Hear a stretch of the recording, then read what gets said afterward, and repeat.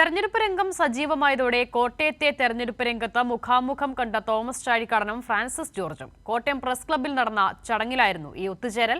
തെരഞ്ഞെടുപ്പ് ചൂട് പോലെ കോട്ടയത്തെ ചൂടും അല്പം കൂടുതലാണെന്ന് സ്ഥാനാർത്ഥികൾ. ജേർണലിസ്റ്റ് ക്രിക്കറ്റ് ലീഗിൽ പങ്കെടുക്കുന്ന കോട്ടയം ടീമിന്റെ ജേഴ്സി പ്രകാശന ചടങ്ങിലായിരുന്നു ഇരു സ്ഥാനാർത്ഥികളും എത്തിയത്. കോട്ടയം പ്രസ് ക്ലബ്ബിൽ ചാഴിക്കാടനും ഫ്രാൻസിസ് ജോർജും ചേർന്ന് ജേഴ്സി പ്രകാശനം ചെയ്തു.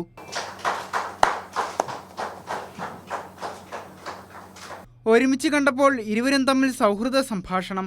ചാഴിക്കാടൻ അകത്തേക്ക് കയറി വന്നപ്പോൾ ചില്ലുവാതിൽ തുറന്നത് ഫ്രാൻസിസ്. ഇതിനിടയിൽ ക്യാമറ ഫ്ലാഷുകൾ മിന്നി.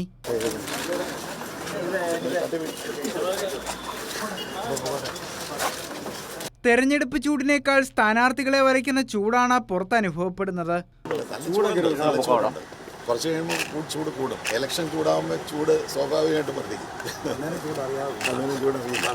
സ്വകാര്യ ചടങ്ങുകളിലും പൊതുപരിപാടികളിലും ഒരുപോലെ സജീവമാണ് ഇരുവരും. കേരള കോൺഗ്രസുകളുടെ പോരാട്ടം കൊണ്ടും കോട്ടയത്തെ തെരഞ്ഞെടുപ്പ് രംഗം ചൂടുപിടിക്കുകയാണ്. കൈരളി ന്യൂസ്, കോട്ടയം.